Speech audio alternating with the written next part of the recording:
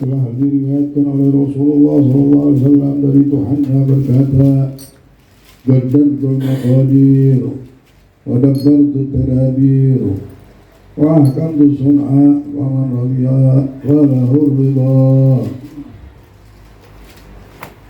faman radiya falahu ridha minni hatta yalqani wa man sakhita falahu sukhta falahu sakhatu minni hatta yalqani. Aku telah tentukan berbagai ketentuan, aku telah atur berbagai pengaturan, dan aku telah rencanakan perencanaan yang baik. Barang siapa ridho, niscaya ia akan mendapat ridhoku sampai bertemu denganku. Barang siapa yang tidak rela, berarti ia mendapat murkaku sampai ia bertemu denganku. Kesimpulan dari hadis ini ialah arti ridho adalah tidak murka. Juga diriwayatkan Nabi Muhammad SAW bersabda, Allah Azza wa Jalla ja'ala rawha wal faraja fil ridha wal yaqin wa ja'ala al-hamma wal hazana fi syakki was sakhal. Bahwa Allah Subhanahu wa ta'ala menjadikan kesenangan dan jalan keluar dari berbagai kesulitan dalam sikap menerima lapang dada dan keyakinan, dan ia menjadikan kesusahan dan kesedihan dalam keraguan dan sikap tidak terima. Abu Darda radhiyallahu anhu berkata, puncak keimanan adalah bersabar menghadapi hukum dan menerima takdir dengan lapang dada. Fudail berkata, bila sama di hadapan hamba anugerah yang ia dapat ataupun yang masih bertahan, berarti ia telah ridho kepada Allah. Syekh Abdul Qadir Jailani mengatakan, janganlah mengeluhkan kepada siapapun apapun yang menimpamu, dan jangan sekali-kali kamu curiga kepada Tuhan atas perbuatannya terhadapmu. Justru tampakkanlah rasa syukurmu, begitu juga menampakkan rasa syukurmu kepadanya, meski menurutmu kenikmatan yang ada padamu belum baik. Hal ini masih lebih baik daripada orang-orang berbicara jujur kepadamu kala kamu merasa tidak mendapat kenikmatan. Karena berapa banyak kenikmatan yang ada padamu sedangkan kamu tidak menyadarinya. Allah berfirman, wa in ta'uddu ni'matallahi la tuhsuha. Dan jika kalian menghitung nikmat-nikmat Allah, maka kalian tidak akan dapat menghitungnya. Janganlah kamu ceritakan kepada siapapun tentang keadaanmu. Biarlah Allah sebagai tempat curahan hatimu dan tempat kesenanganmu. Adukanlah keluhanmu padanya, karena tak seorang pun yang turut campur bersamanya dalam segala urusan. Segala urusan adalah makhluk ciptaannya dalam kuasa dan ketentuannya. Semua mengalir pada posisi yang telah ditentukan, dan segala sesuatu ada ukurannya di sisinya. Jangan sampai mengeluhkannya pada orang lain, meskipun tubuhmu dipotong-potong dan dagingmu dicabik-cabik, karena segala bencana berasal dari mengadukan Allah yang Maha Penyayang, yang Maha Lemah Lembut terhadap para hambanya, dan tidak menzalimi para hambanya kepada orang lain. Nabi Muhammad SAW bersabda, Allah arham bi ibadihi min walidah biwaladiha. Allah telah menyayangi perhambanya daripada seorang ibu kepada anaknya. Dan Allah juga berfirman, kutiba alaikumul qital wa huwa kurhun lakum wa asa an takrahu syai'an wa huwa khairun lakum wa asa an tuhibbu syai'an wa huwa syarrun lakum wallahu ya'lamu wa antum la ta'lamun.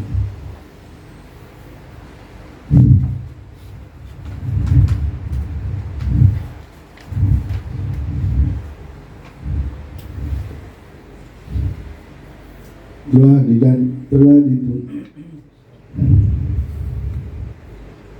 diwajibkan atas kalian untuk berperang meskipun kalian membencinya, dan ada kalanya kalian membenci sesuatu padahal ia membawa kebaikan bagi kalian.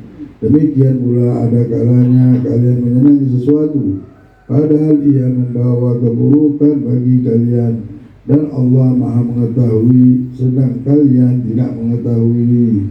Sahal radhiyallahu anhu berkata, bagian keyakinan yang didapat seorang hamba sesuai ukuran keridhaan mereka.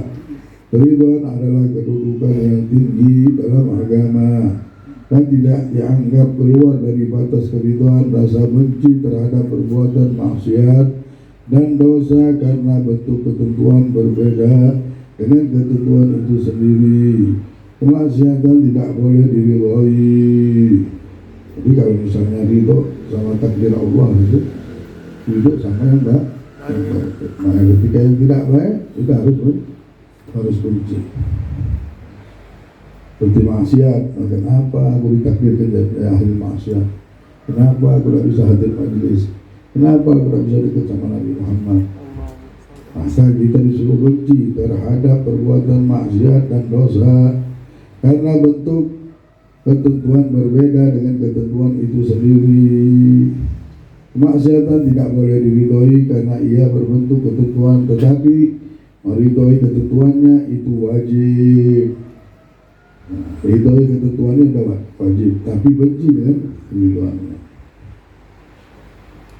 Karena ia bentuk ketentuan tetapi meridhoi ketentuannya itu wajib, karena termasuk bagian ridho kepada Allah. Sedangkan meridhoi ketentuannya hukumnya wajib meskipun bertentangan dengan keinginan, tetapi ia sudah diingini oleh Allah untuk dialami oleh pelakunya. Ridho Allah, ridho adalah kedudukan atau keadaan rohani yang menghasilkan kecintaan kepada Allah. Dengan demikian, apa saja yang dilakukan oleh sang kekasih tetap indah menurutnya. Ini adalah bagian belakang bait syair yang secara lengkapnya sebagai berikut. Menginginkannya sebagai anugerah meski tak menampakkannya dalam berbagai bentuk. Jadi apapun yang diperbuat oleh sang kekasih tetaplah indah. Berdoa tidaklah bertentangan dengan sikap ridho, karena doa dianjurkan, begitu juga hal-hal lain yang dianjurkan oleh syariat, karena mengerjakannya termasuk perintah yang ia ridhoi. Begitu juga melakukan usaha yang sesuai dengan prosedur penentu segala usaha dan merupakan sunnatullah yang ada di kalangan hambanya. Hal ini tidak bertentangan dengan sikap ridho. Kita berusaha untuk selamat, berusaha untuk sukses, berusaha untuk merubah nasib, berusaha untuk sesuatu kebaikan. Apakah ini tidak ridho? Nah, ini namanya tanda orang ridho. Apapun nanti yang Allah kasihkan, karena ada perintah Allah untuk berusaha, untuk berjuang. Nanti hasilnya apa kita ridho. Begitu juga tidak bertentangan dengan tawakal. Sifat ridho ini tidak bertentangan dengan tawakal. Karena tawakal dan ridho saling menyatu sama lain. Karena itulah penyusun qasidah ini menyambungnya dalam satu bait. Sebab tawakal adalah percaya kepada Allah bahwa segala urusan ada di tangannya, dan ia menerima Allah sebagai penanggungnya. Dengan demikian kedua hal ini saling menyatu. Tawakal adalah ridho kepada Allah sebagai penanggungnya dan menyerahkan segala aturan pada kuasanya, karena Allah telah mengatur langit, bumi seisinya, sedangkan engkau termasuk di dalamnya. Jadi mana mungkin ia tidak mengaturmu, sedangkan ia telah memperindah ciptaan segala sesuatu. Allah berfirman, ma lakum min dunihi min waliyyin wala syafi'. Bagi kalian tidak ada penolong maupun pembela selainnya. Wa kafa billahi wakila. Dan Allah adalah sebaik-baik untuk berpasrah diri. Ma min dabatin illa huwa akhidhu min asyatiha. Inna Rabbi ala siratim mustaqim. Tidak suatu makhluk pun yang melata di muka bumi kecuali Dia yang menguasai ubun-ubunnya. Sesungguhnya Tuhanku berada di jalan yang lurus. Wa yamsaskallahu bidurrin fala kashifa lahu illa hu wa yuridka bi khairin wala radda li fadlihi yusibu bihi man yasha' min ibadihi. Dan apabila Allah menimpakan malapetaka kepadamu, maka tidak seorang pun yang dapat menghilangkannya kecuali hanya Dia. Dan apabila Allah menghendaki kebaikan bagimu, maka tidak ada seorang pun yang dapat menolak pemberiannya itu. Dia melimpahkan pemberiannya kepada siapa saja yang Ia kehendaki. Coba perhatikanlah ketujuh ayat tentang penjaminannya. Semuanya mengandung hakikat tawakal dan ridha. Ayat-ayat itu adalah wa yamsaskallahu bidurrin fala kashifa lahu illa hu wa yuridka bi khairin fala radda li fadlihi yusibu bihi man yasha'u min ibadihi. Yang artinya, dan apabila Allah menimpakan malapetaka kepadamu, maka tidak ada seorang pun yang dapat menghilangkannya kecuali hanya Dia. Dan apabila Allah menghendaki kebaikan bagimu, maka tidak seorang pun yang dapat menolak pemberiannya itu. Dia melimpahkan pemberiannya kepada siapa saja yang dikehendakinya. Qul lan yusibana illa ma kataballahu lana wa maulana wa 'ala Allahi falyatawakkalul mu'minun. Sekali-kali malapetaka apapun tidak akan menimpa kami yang telah ditetapkan Allah bagi kami, Dia Tuhan kami, dan hanya kepadanya orang-orang beriman berpasrah diri. Wa ma min dabbatin fil ardi illa 'ala Allahi rizquha wa ya'lamu mustaqarraha wa mustawda'aha kullun fi kitabim mubin. Dan tiada suatu makhluk yang melata di muka bumi kecuali Allah yang menanggung rezekinya, dan Dia mengetahui pula tempat tinggalnya dan tempat kematiannya. Semuanya tercatat rapi di kitab yang terang. Inni tawakkaltu 'ala Allah Rabbi wa Rabbikum ma min dabbatin illa huwa akhidhun bi nasiyatiha inna Rabbi 'ala siratin mustaqim. Sesungguhnya aku hanya berpasrah diri kepada Allah, Tuhanku dan Tuhan kalian. Tidak suatu makhluk pun yang melata di muka bumi kecuali Dia yang menguasai ubun-ubunnya. Sesungguhnya Tuhanku berada di jalan yang lurus. Wa ka'ayyin min dabbatin la tahmilu rizqahu wa yarzuquha wa iyyakum wa huwas samiul 'alim. Berapa banyak binatang yang melata yang tidak dapat mencari rezekinya, akan tetapi Allah yang memberinya, dan juga rezeki kalian, dan Dia mendengar lagi Maha mengetahui. Ma yaftahillahu lin-nasi min rahmah fala mumsika lahu wa yumsik fala mursila lahu min ba'dih wa huwal azizul hakim. Apa yang dibuka oleh Allah bagi manusia dari rahmatnya, maka tidak akan ada yang dapat menahannya, dan apa yang ditahan oleh Allah baginya, maka tidak akan ada yang dapat melepaskannya setelah itu, dan melepaskannya setelah itu. Dan Dia Maha tinggi dan Maha bijaksana. Wala ta'ala man khalaqas samawati wal ardh la yaquluna Allah. Qul afara'aytum ma tad'una min dunillahi in aradani Allahu bi dhurrin hal hunna kashifatu dhurri aw aradani bi rahmah hal hunna mumsikatu rahmatih.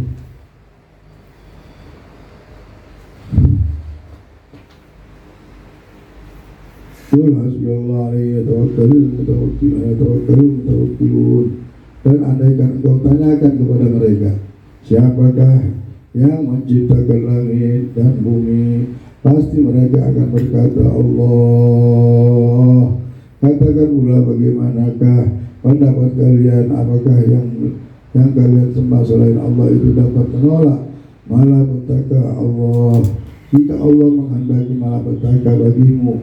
Atau apakah yang kalian sembah selain Allah itu dapat menolak rahmat Allah Jika Allah menghendaki rahmat bagiku, katakanlah, cukuplah Allah sebagai pelindung-pelindungku. Hanya kepadanya orang-orang yang bertawakal itu berpasrah. Wallahu a'lam. Tawakal ini, orang kalau sudah bertawakal, senang hidupnya, semuanya menjadi ringan bagi kita ya, karena kita sudah tidak hidup sendirian lagi. Tapi mau tawakal ini mesti ada sifat percaya sama Allah. Kalau kita tidak percaya sama Allah, susah.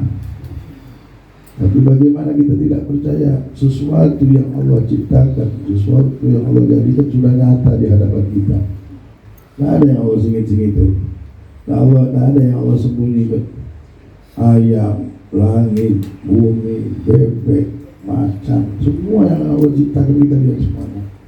Manusia, yang perempuan, yang laki-laki, yang kecil, yang besar, jutaan manusia Allah lihat mereka hidup. Kalau kita mau hitung-hitung bagaimana cara hidupnya mereka, bagaimana kok bisa makan semua, hidup semuanya. Semuanya ini ada aturan dari Allah. Memang Allah memberikan kehidupan tersebut. Ikan di dalam rumah ya Allah berikan kehidupan. Semuanya Allah bagikan kehidupan ini. Semuanya bergantung dengan anugerah Allah. Dan memang dialah sang pencipta. Barang siapa tak bertawakal kepada Allah, maka dia dalam keadaan gelisah hidupnya, keadaannya ketakutan, karena tidak ada yang menanggungnya, tidak ada pegangan orang ini. Tapi kalau sudah bertawakal sama Allah, mau jalan kemana pun bersama Allah. Tak bawa apapun, tak bawa duit pun bisa hidup, karena bersama Allah, bertawakal kepada Allah. Imam Abil Hasan Asy-Syadzili dulu pernah di hutan ya, sholat. Binatang semua ada di hadapan dia, ada macan, ada ini, ada ular, tapi hatinya tenang. Subhanallah, masuk lagi di hari kedua masih di tengah hutan, dia sholat, tidak ada macan, tidak ada, cuma ada suara burung aja. Takutan Imam Abil Hasan. Ketemu gurunya, bingung kenapa dia begitu. Terdengar suara dari hati dari langit, ya Imam, sesungguhnya pertama kali ketika kau berjalan, walaupun binatang buas banyak di hadapanmu, tapi hatimu bertawakal kepada Allah. Jadi tidak ada yang tidak takutnya, berserah sama Allah. Tapi ketika sudah mau dekat sampai, mungkin gara-gara banyaknya nafsu dan lain-lainnya, hatinya dia tidak sama Allah gitu. Hatinya belum tidak dia serahkan dengan Allah. Karena itulah kau ketakutan dengan suara burung saja takut. Itulah orang kalau sudah tak berserah sama Allah, suara burung saja bisa nakut-nakuti dia. Burung masuk ke rumah dia ketakutan bisa. Sama mimpi bisa ketakutan. Apa risau tak bisa tidur? Saya kepikiran mimpi ini ada di sana. Mimpi pun bisa jadi pikirannya dia. Syaitan akhirnya menguasai diri dia. Istawhada alaihimu syaitan fa'ansahum dzikrullah. Dirinya dikuasai syaitan, akhirnya lupa sama Allah. Hanya takut sama rezeki, mikirin anak, takut sama rezeki anak bagaimana, mikirin dirinya, takut sama rezeki dirinya. Sudah hilang keyakinan kalau sudah takut. Karena kita tahu kita lahir dengan rezeki kita. Kita ini muncul di dunia dengan rezeki kita, dengan hidup kita sudah ada semuanya. Tapi bukan karena itu kita meninggalkan sunnatullah, yaitu untuk berjuang hidup. Allah perintahkan kita berjuang untuk ibadah nilai perjuangan itu. Rezeki, bala, mau, jodoh itu sudah ada. Barang yang sudah ada, untuk apa kita pikirkan lagi? Sudah ada tulisannya itu. Mari kita cuma ikhtiar wajib hukumnya. Kenapa berikhtiar? Bukan tak percaya sama Allah. Disebutkan tadi, kita berikhtiar, kita berjuang, bukan kita tak percaya sama Allah, akan tetapi melaksanakan perintah Allah yang diperintahkan kita untuk berikhtiar, untuk berjuang, menjalani kehidupan ini. Dan itulah sunnatullah yang Allah berikan kepada kita. Mudah-mudahan kita bisa mengerti dengan makna ini dan terus percaya terus. Allah penuhi hati kita dengan iman, dengan yakin, tidak pernah goyang hati kita. Terus lapang dada kita karena sudah tahu semuanya itu haknya Allah. Dan Allah Maha Pengasih lagi Maha Penyayang, mengurusi rezeki kita, mengurusi jodoh anak kita, mengurusi kehidupan kita, mengurusi makan kita. Dialah Allah yang menghidupkan kita dan mematikan kita dengan syafaat Rasulullah SAW. Mudah-mudahan Allah bahagiakan kita di dunia dan di akhirat, diangkat derajat kita di dunia dan di akhirat, Allah muliakan kita di dunia dan di akhirat. Allah tidak pisahkan kita dengan Nabi Muhammad. Allah berikan kita ridha dan iman dan sabat dan istiqamah. Nah, ini yang soleh bismil Fatihah. Bismillahirrahmanirrahim.